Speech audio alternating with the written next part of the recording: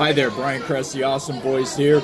It is Friday evening, and we are at Southside Bar and Grill, our favorite place.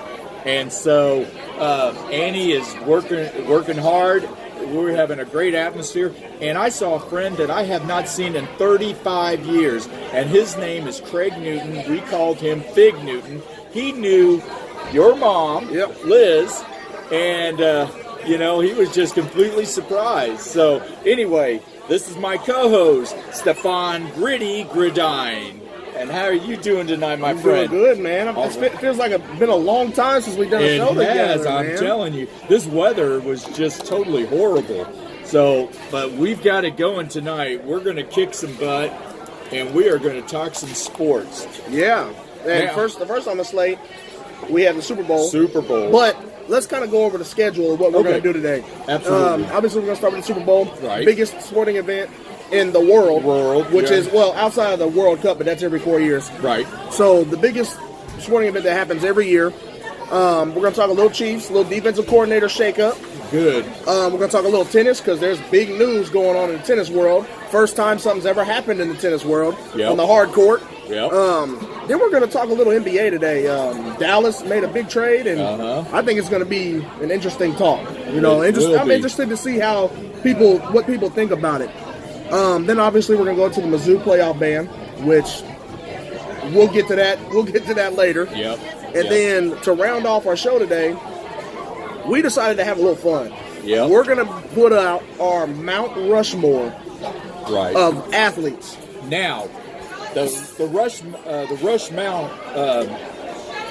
Mount Rushmore has only 4 guys on there, 4 presidents. Yeah, but we're going to do 5. For us, this is our show. We can do what we want. We're going to do 5. We had a whole bunch of runner-ups that could have easily have made it, but we knocked it down to the final 5. That's a tough list, man. Because it is a very tough list. Because when you look at the Mount Rushmore, it could be, based off, career accolades. What did they do? Like the Walter Payton Man of the Year awards. Right. What did he do for a sport? Talking about a little Jackie Robinson, or moving to somewhere else. Like FloJo or something like that, getting into a little bit bigger situations. Yeah. Lance Armstrong did a big thing for the sport, but obviously he had the fraudulent ending to his career. Exactly. And you could put hundreds of names on there. Oh, God. But we've got it down to about 20 people that we had, men and women. In fact, I have one as a team that is on the list. They're not in my top 5, but they need to be there. So all in all, I think for me, I had 18 people that I had to narrow it down to try and get my Mount Rushmore. Oh, yeah. So 5 was what's going to go on my Mount Rushmore. Yep. The rest, the other 13 are going to be my honorable mentions. Yep. And I kind of peeked at your list a little bit, but I didn't see who you picked. I saw that you had like 20 guys total. So you have 15 honorable mentions. Yep. And don't get me wrong, guys. When we get to this Mount Rushmore, and I think it's going to be an exciting thing. Oh, yeah. You have to think, when you talk about the greatest athlete of all time, when you get out, up until you get outside the top 100, everybody could be on the Mount Rushmore. Oh, yeah, because absolutely. you have big names, you have big names throughout baseball, football, basketball, hockey, NASCAR, big names, guys who have done stuff that will never be broken. Right, absolutely. And some of those guys didn't make my list. No. And I know some of those guys didn't make your list. No. So you guys have to remember that. When you're talking about Mount Rushmore, the top 100 can easily be exchanged for top 5, depending on who you're talking to. So I mean, it's gonna be. I think it's gonna be a great thing for us to do, and I hope you guys enjoy it too. Well, and here's the thing: if we brought the show, Therese Paylor, Vern, Bob Fesco, if we got 10 of those guys and we told them to do the exact same thing, I don't think that we could make the exact same list. No, that's because athletes affect us differently. Exactly. And we were talking about this last night between me and you, and it's kind of hard to distinguish top 5 athletes by what. Right. You see what I'm saying? Are we talking about by career achievements? Are we talking about Walter Payton Award winner? Right, absolutely. All-star appearances, rings. There's just so many ways that you can distinguish the top 5, the Mount Rushmore. Exactly. So I think it's going to be an interesting thing, and we'll also be putting out a poll for you guys to vote in as well, for you guys to, so we can see what our fans think of our top 5 as well of Mount Rushmore. So that's going to be fun, man. But while we're here, let's get into some Super Bowl talk, man. Oh, absolutely. It's Super Bowl 53. Yes, Kansas City fans are upset and they're hurt, and New Orleans are even more angrier and everything else. Look, let's just get over it. Now, saying that, there is one Chief that made the Super Bowl.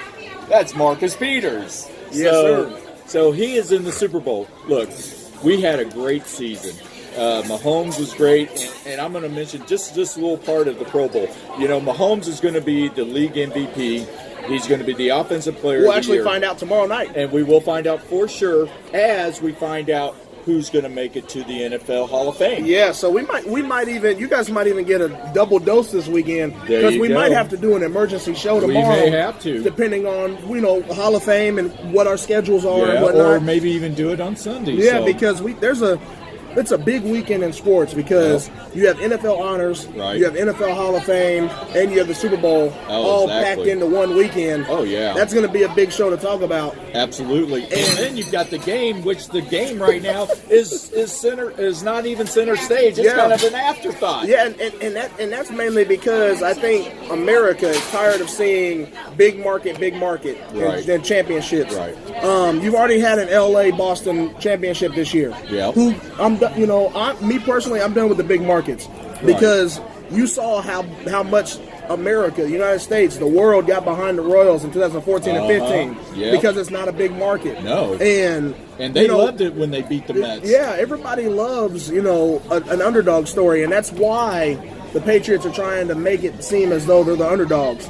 They've been underdogs all year, supposedly, but right, because they have to keep finding new ways to try to motivate themselves. Yep. Now, saying this, what they are doing is highly impressive. I mean, they are phenomenal. I mean, to be in 9 Super Bowls. James, don't say that. But no, he's all right.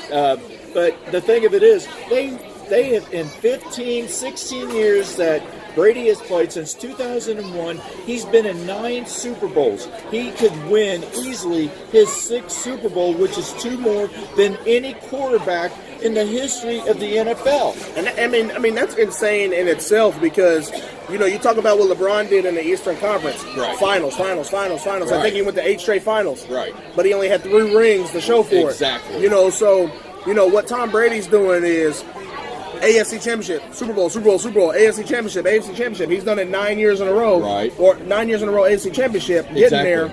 And now it's 3 years in a row for the Super Bowl. Right. That is insane to think about, because think about how much the baseball postseason took out of the Royals. Oh, yeah. They did it 2 years back to back, and you saw guys that were gassed in 2016. 2016, they just couldn't hardly play. And now you see a more physical sport.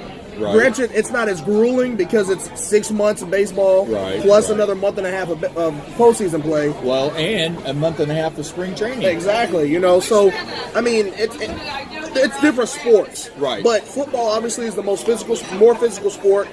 You play that for 4 months, and you have a month and a half of playoffs. Yeah. And then you have 2 weeks off for the Super Bowl. I mean, it just gets repetitive. You think these guys would fall off at some point. Right. But Belichick and Brady keep doing it with different people every year. It's amazing, but I'm tired of it, man. I really am. Right. And what Brady is doing at 41 years old is nothing short of amazing. Yeah. But saying that, let's get over with it. We got Mahomes. He not only was he the MVP, which will be officially tomorrow. He was the MVP of the league. He was the offensive player of the league. And, sis, I love you too.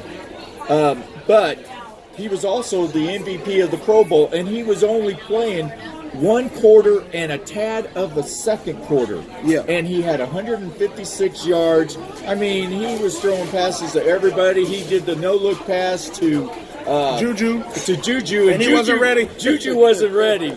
Juju in his tutu was not ready for that at all. So, we've got a great team, and we're looking for it. But saying that, Kansas City also blew an opportunity. They should have taken advantage of it. It's like finding a $100 bill on the ground, and you walk over it saying, I'm going to wait for the next $100 bill to show up on the ground for me to pick up, because it may never happen again. Exactly. And you look at the two teams who are in the Super Bowl. Two teams the Chiefs played. We lost by a total. Let's just use the playoff game for instance. 6 points is what we lost by. We lost to the Patriots by 3 points. We lost to the Rams by 3 points. We lost to the two teams in the Super Bowl this year combined by 12 points. Right. That should be motivation for us. And people are like, well, you should be mad at the Patriots and mad at the NFL, and you should be mad at the Rams. No, man. And I said this, for the first time in a long time, you've seen the top 4 teams in the league duke it out to see who goes to play for the trophy. Right.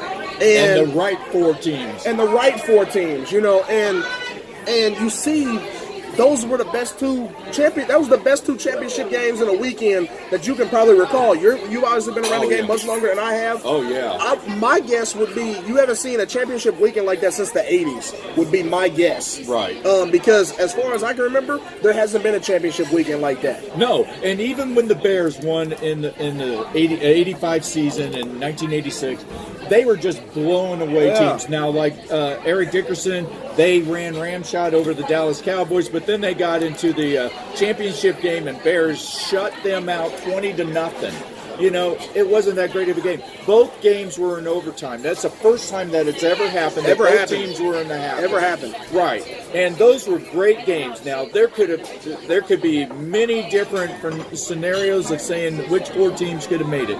Kansas City could have easily as made it as New England, and the New Orleans Saints could have made it as easily as the Rams. But the fact of it is, they're in there, and we didn't make it. But, somebody has to be a loser. And tomorrow, or on Sunday, there's going to be another loser. No matter how great or bad they play, there's going to be one team that's going to be celebrating, and there's going to be one team that's going to be sulking. And, James, you know what? I like the way you think, man.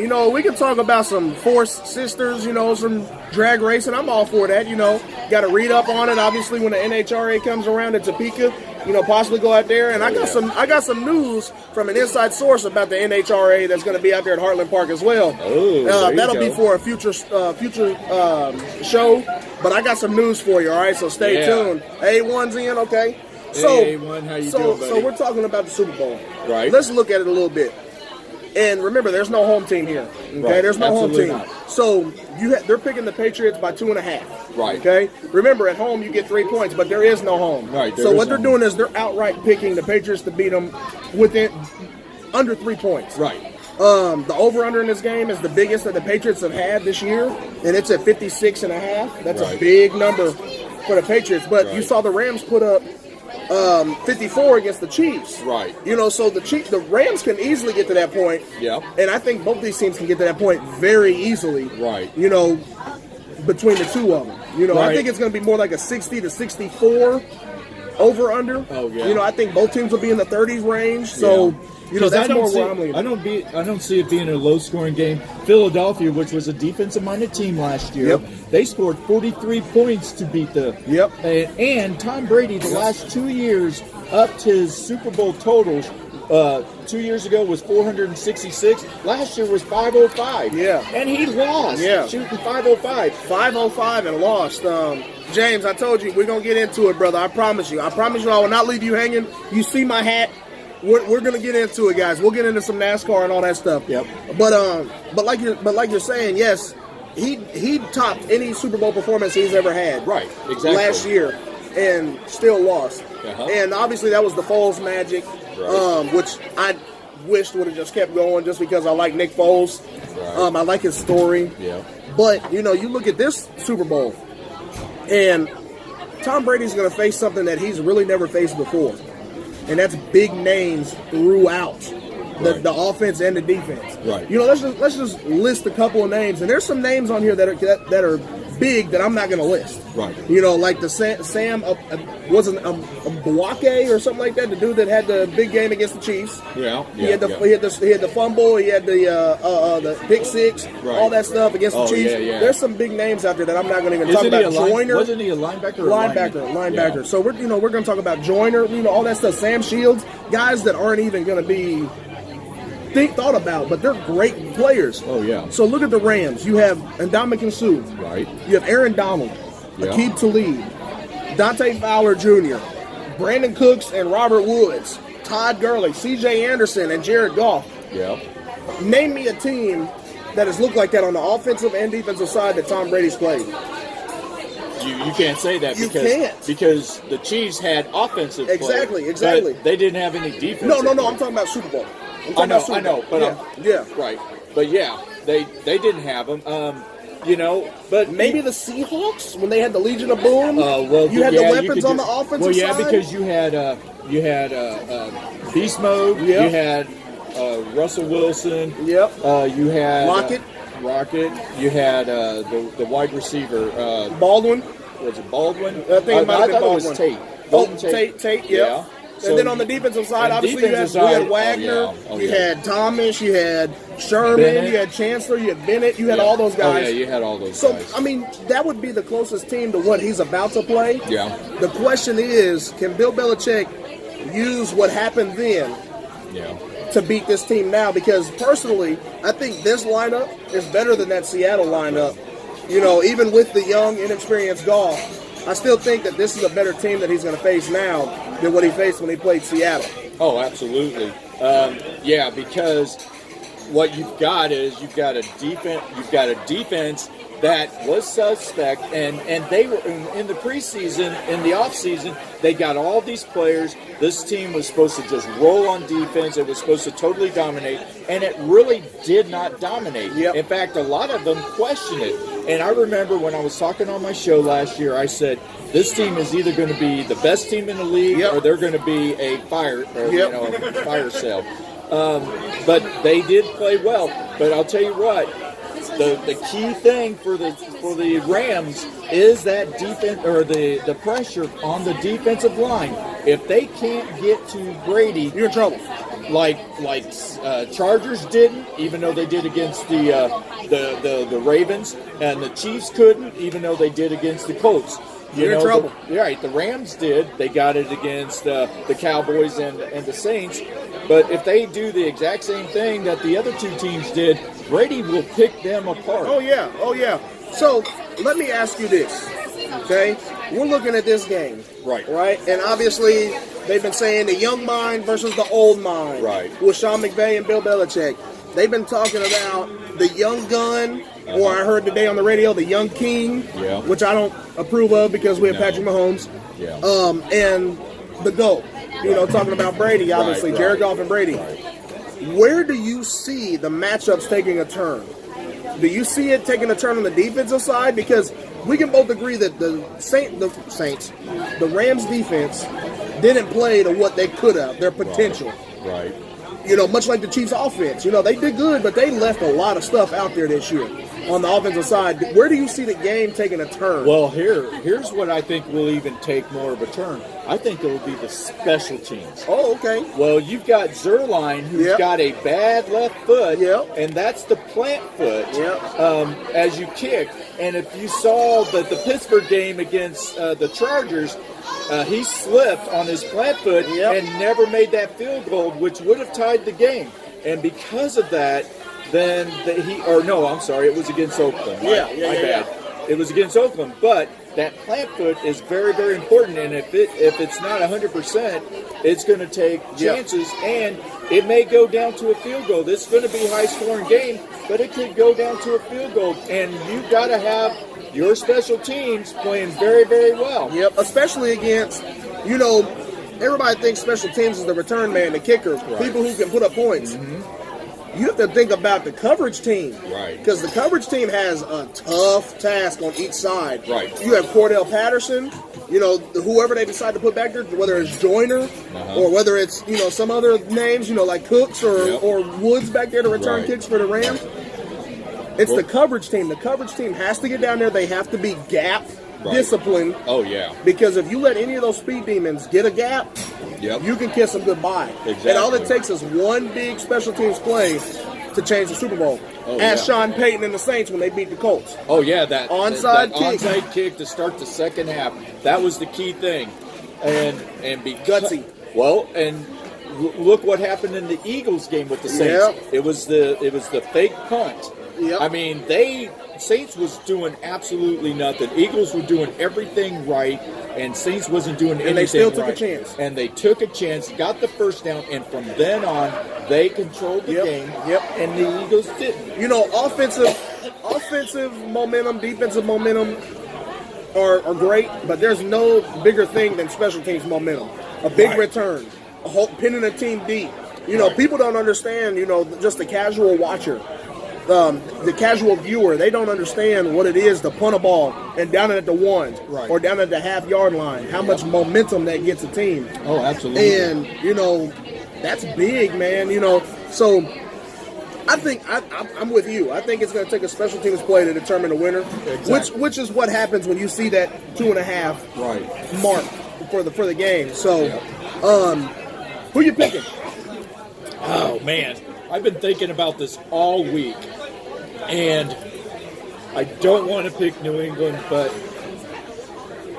I've gotten the last 2 Super Bowls right. I've gotten New England, who came back and beat Atlanta, and last year I picked Philadelphia over the Patriots. I'm with you. I got the last 2 correct also. Saying that, I think it's going to be Brady's show. The only way that I do not see the Patriots winning is if Dominican Sue and Aaron Donald get to Brady. If Brady's clothes are clean, his jersey is clean, probably losing. Brady is going to be the MVP for the 5th time. Yep. See, I'm looking at it a little different because I liked the way that defense played last week. Even though it was a higher scoring game, right? I liked the way the defense played last week. I liked the way Aqib Talib came back and really showed his leadership on the backside, over the top. Yeah. And they obviously have a better defensive repertoire than what New England played last week with the Chiefs. I'm a Chiefs fan, and I'm not afraid to say that. Right. But, you know, that's going to be a tall task holding off Aaron Donald and Dominican Sue, you know, Dante Fowler. That's going to be a tough task trying to hold those guys off from getting to Brady. Right.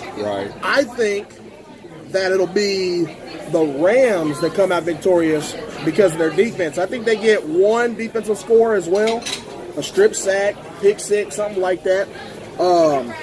Block punt, you know, there's the special teams again. Special teams. But that's who I'm picking. I'm picking the Rams in this game. I'm going to pick them 38-35. I have a 3-point victory too. It'll be Patriots 34-31. Okay. So, I mean, this is one of those things. Who's going to win the Puppy Bowl? But, you know, it's one of those things, you know, it's shaping up to be a great Super Bowl. And it didn't matter which combination of teams you had in it. It was going to be a great Super Bowl. Yep.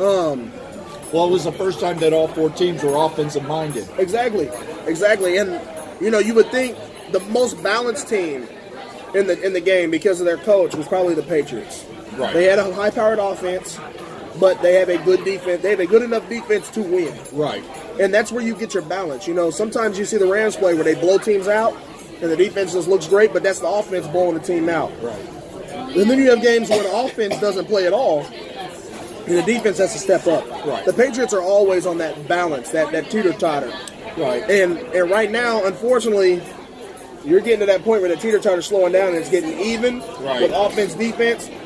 You know, I think it's a tough task for the Rams, but I think they can do it. I think it's time for the NFL to turn over the new leaf. Yeah. And it's time to get into the Lamar Jackson, Patrick Mahomes, Baker Mayfield, Jared Goff, Dak Prescott era of football. Yeah.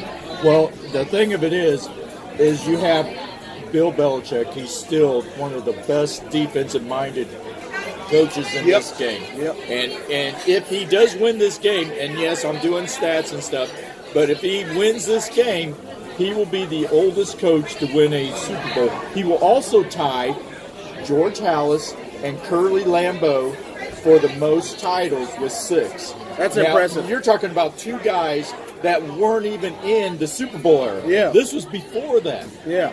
And so in the Super Bowl era, there's no coach that's done that. They may have won 4 Super Bowls, but nothing more. Yep. And he's going to win 6. Yep. So what I figured out is after this weekend, one of us will be 3-0 in the last 3 Super Bowls, and one of us will be 2-1. So absolutely. So let's stay on football a little bit, okay? Yeah.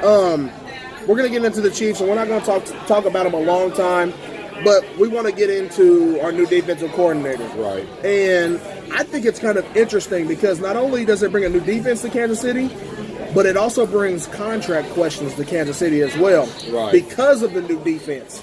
Yeah. So, a little bit on it. Steve Spagnuolo, he won a Super Bowl against Tom Brady, running a 4-3 defense. Right.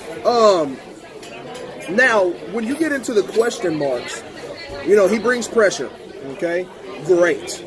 Fine. The Chiefs brought pressure on 12% of their defensive snaps this year. Steve Spagnuolo, over his career, brings pressure on 73% of defensive snaps while he's running the defense as a defensive coordinator. Right. That's a big number. So the question on the table is, how does this affect D Ford's situation? Because the 4-3 negates your pass rusher, because this 4-3 is your hand down in the dirt, going upfield, getting pressure. Well, from what I was told, that he would be more aligned into just rushing the quarterback. Okay. So that's if we re-sign him. Yeah. Now, if we don't re-sign him, there's nothing to do. Yeah. But switching to a 4-3, we have to do something different. And I don't know if necessarily changing it to a 4-3 is kind of more of the dinosaur type, because everybody now is playing 3-4. Yeah. And bringing Steve Spagnuolo in, I have concerns because I really wanted to see Chris Broussard from Dallas come in. He's young, he's innovative, and we needed somebody like that. But Dallas didn't even let people interview him because they know Jason Garrett's in his leash. Yeah. And Jerry Jones already said he's not redoing his contract. He'll be the next head coach of Dallas. Right. And it'll be after next season. Right. And that is huge because that is Jerry's boy. And if he's not going to re-sign him, then, oh, my gosh, that tells you something, because now Dallas needs to go win the Super Bowl next year. I know. James is hilarious. James, you're killing us, man. We're trying to concentrate. Give us a break. Just to say, Ron the Show Hughley, hey, how you doing, buddy? Yeah. Thanks for watching us. So, the 4-3 is more of a disguised defense. Right. Okay? Which Spagnuolo is a genius at. Right. It's a disguised defense. It's a Bill Belichick defense where you can bring DBs on blitzes. You can bring 3 linebackers, drop an athletic lineman. Which Bob Sutton tried to do, but you can't do that while bringing pressure with somebody else. Well, Bob Sutton tried to have Justin Houston on a bad wheel try to guard Antonio Brown a couple of years ago in that playoff game. And I still remember watching... Not only once, twice. And both of those were key because he got the reception. The last one sealed the deal for the Steelers and our demise. On third down and 6, I was at the game. Yep. I'll never forget it. I saw the play develop, and I was like, okay, we have it covered. And then all of a sudden, you saw one player get a little bit of a gap, and I was like, okay, what's going on here? And then they caught the ball, tackle was made, and I saw it was 50 chasing him with a bad tire. Absolutely. So, I mean, that's just some of the stuff that that goes into another reason why Bob Sutton was fired. Right. But he should have been fired last year. Yes. And, I like the idea of bringing Spagnuolo in. Obviously, I wanted to get younger-minded. Right. But being an older mind on the defensive side, I'm fine with. But you have to be willing to make changes. Yeah. You have to be willing to change your defensive backs coach. You have to be willing to change your linebackers coach. Right. Which the Chiefs linebackers coach got a job with another team. Yeah.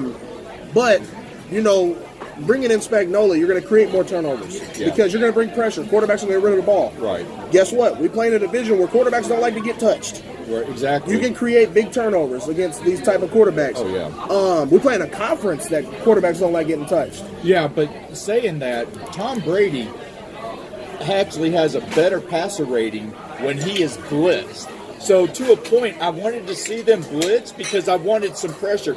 If the 4 guys in front could get to Tom Brady, I would have been fine. Yeah. But we had to start blitzing because we wasn't even touching him. And, we're talking about we had to start blitzing. We only brought pressure on 8 plays in that playoff game. Out of 94. That's what I'm saying. If you're gonna bring pressure, and you should have known early in that game you had to bring pressure. You should have been bringing pressure, not just here. Oh, we'll do this. Two drives later.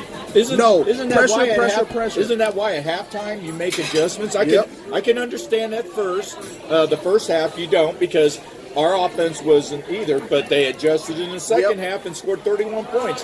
Why couldn't the defense do that? And that's also part of the reason why.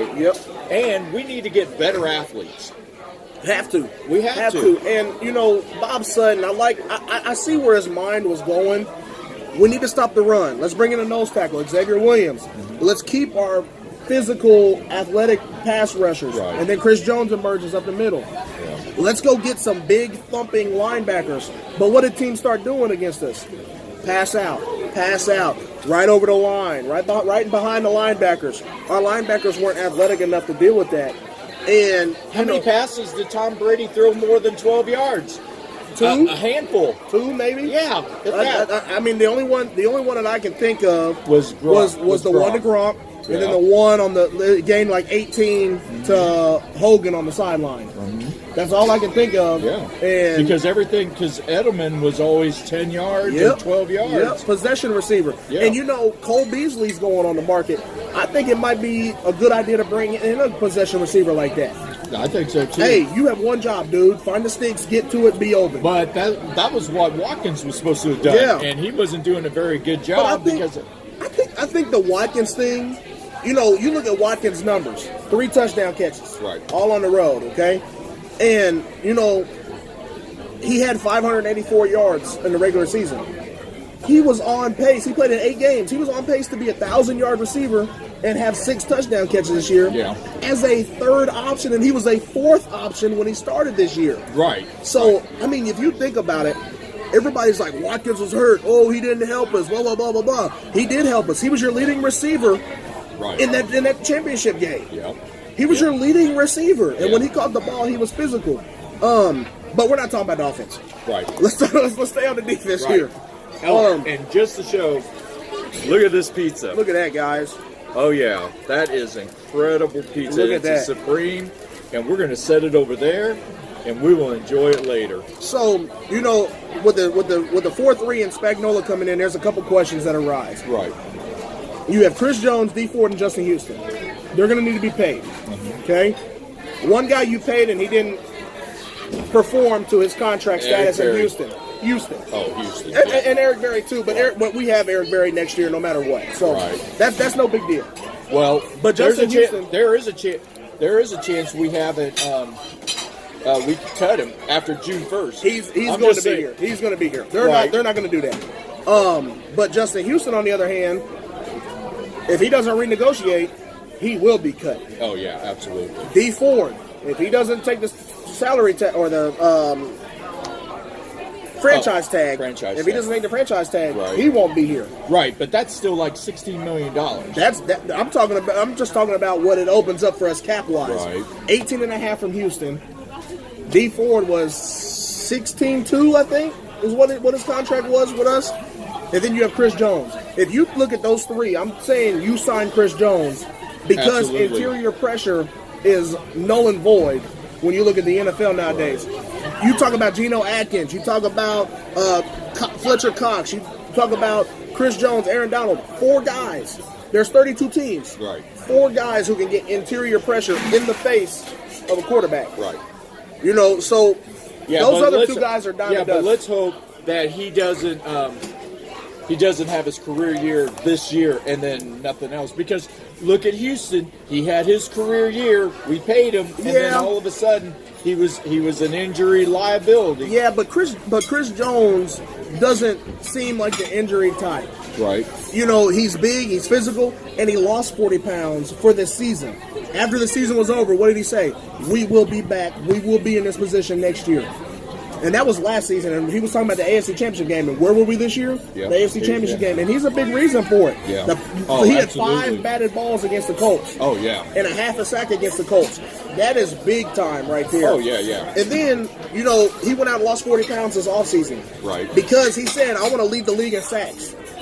And he did a good job of it. He was fourth in the league in sacks. He led the interior line. He beat Aaron Donald in sacks. Aaron Donald had 3 sacks in week 17. So they were tied. They were tied going into the week. No, I meant by the end of the season. Oh yeah, he had more sacks than Aaron Donald. Yeah. So, I mean, you look at it, and he's like your second. I'm gonna say second interior lineman for a pass rush. Yeah. You have to sign him, and then he will even work in a 4-3. Right. Because you just slide him over. Now he's one-on-one more times than double team. And I think that will work out big time for him. You know, you keep Alan Bailey. Right. Because he's a 4-3 type of player anyway. You keep Xavier Williams, 4-3 type of player anyway. He's not tall enough, and he's not, I hate to say this, but he's not physical enough to be just a 3-4 nose tackle. Right. And then what you do is you go out and you find a hybrid. You go on maybe a Dorian O'Daniel to play that opposite side like you already have. Have Breland Speaks, lose a few pounds, and you can use him as that other side on that 4-3. Well, he needs to perform a lot better because outside of like one game, he really didn't show up this year. Yeah, and you expect that from rookies who are thrown into the fire. Right, I'll give him that. What I want to see is what like Tano Passanio does next year. Right. What I want to see is what Dorian O'Daniel does next year. Who we just talking about? Breland Speaks, what he does next year, because Breland Speaks is a physical specimen. Right. I saw him up at training camp. He's a physical specimen. Tano Passanio, same thing. You know, these guys are the next breed, the next wave of Kansas City defense. Right. And you have to see what you have before you can pick. Yeah. You know, I like the way Steve Spagnuolo drafts. He drafts athletic. He drafts fast. And hopefully that will change the realm. So the offseason, really the key person in all of this is Brett Veach. Yep. Because and we do have quite a few picks. You know, we're not sure. We do have some. We have that second round draft pick from the Rams. I believe we have 5 this year. I believe only 5. I think we only have. I think it's 5 this. I think it's 5 this year and 8 next year. I think something like that. So even with that being said, you still have 2 years of Mahomes' rookie deal. Right. Use these next 2 drafts before you have to pay him his $200 million contract. Oh, yeah, because he's going to get it. Use these next 2 drafts to go and pick up big-time defensive guys. Right. Clemson guys, Bama guys, LSU guys, Ohio State guys. Go and use your draft picks. Trade up to get somebody. Right. You know, I wouldn't be mad if you trade up to go get the Bosa brother. To be honest with you, from Ohio State. Oh, yeah. I wouldn't care. Wow. You know, trade up and go get that safety from Clemson who had 10 picks this year. Oh, man. You know, that's 10 picks against the greatest athletes in the world who are going to be playing on Sundays. Right. You know, so that's kind of where I'm at. Brett Veach, you have to step up. Yep. May, it's your time to go.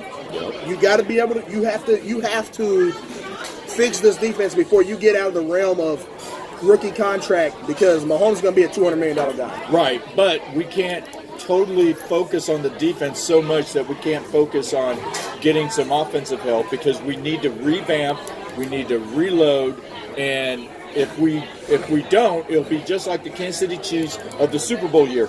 That defense, which was vaunted in Super Bowl 4, all of a sudden they got older, and they wasn't getting replaced. So Willie Lanier wasn't the same. Buck Buchanan, all of those guys. So we have a great offense, but if you don't replace them eventually, or at least reload, then they're going to be the exact same thing. And you know, you look at the offense, and I'm really not too worried about that, because the offensive guys get it. The offensive guys know what they have as a special quarterback. The offensive guys will probably take less money to make sure we can be there. Fine, but I'm talking about drafting too. Well, yes. Because Mitchell. Now that's what I was getting to. That offensive line. Yeah. You're gonna have to fix them. Yeah, exactly. But if you look at it, they're young too. Right. They're young too. They're interchangeable. But Morse is injured. I know he's from Missouri and everything, and I really like him. You need to bring in a guy there. You have to bring another guy. And I'll tell you what. But I saw a guy step up this year, and that Wiley dude, number 77. Oh, yeah. I like him. Yeah. I don't like him as a guard. No. But I would like to see him as a center. He's a big, wide guy. He reminds me of Brian Wegman. Oh, wow. From back in the day. Yep. Or Casey Wegman, sorry. Casey Wegman. Sure. He reminds me of Casey Wegman, short, broad guy. Yeah. Not a lot of pressure is going to get interior-wise, which is why Wegman is a Chiefs great. You don't have to have a tall, big, exactly. a tall center. What you need is a wide center. Yeah, and he is very wide. He's very physical. Occupy a lot of space. Yep, he's very physical. You know, and you heard us talk about the $200 million quarterback. Mahomes is going to get the highest paid contract in NFL history. Oh, yeah. He will soon to be the guy that people chase to get the money. Exactly. And I like to say MV Patrick, you know. But, you know, something will happen tomorrow that has never happened to the Chiefs. Have an MVP player. Have an MVP. Yep. And that kind of sums up what our season was like. You know, we did all this talking on the defense. Mm-hmm. There wasn't much talk about the offense at all. No, because it showed for themselves. That's it. You know, third best offense ever. Yeah. Ever. And you had the 31st ranked defense. If your defense can get to 20th, 15th, it's hands down. Oh yeah. It's hands down. Right. So they'll be talking about Patrick Mahomes in the Super Bowl. Yep. No. If you have the 15th or the 10th ranked defense somewhere in there, you're talking about the Chiefs running away with the Super Bowl. Because if you have the just think about it. If you have the 15th ranked defense, what we did this year was we lost by a total score of 7 points. Yeah. In our losses. Okay? Until the Seattle game. And then it went to 12 or whatever it was. Right. But before then, you lost by a total of 7 points. Okay? Now, if you have a 15th ranked defense, that was with the 31st ranked defense. A 15th ranked defense, you win those 3 games. Oh yeah. You struggled a little offensively against Seattle, so maybe not, but you'd be 15-1 going into the playoffs. Oh yeah. Easily. And that's all you have to do with this defense. You don't have to go and get a top 3 defense. That 15th ranked defense would stop New England on third down and 10s in that overtime.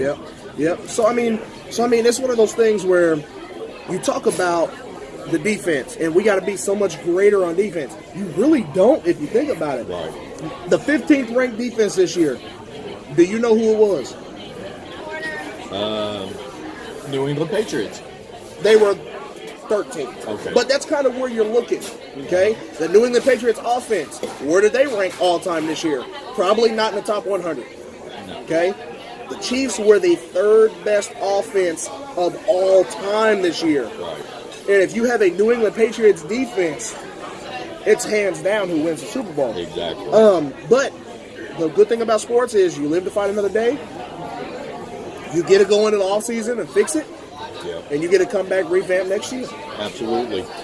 We are at Southside Bar and Grill, 1144 West, 103rd Street.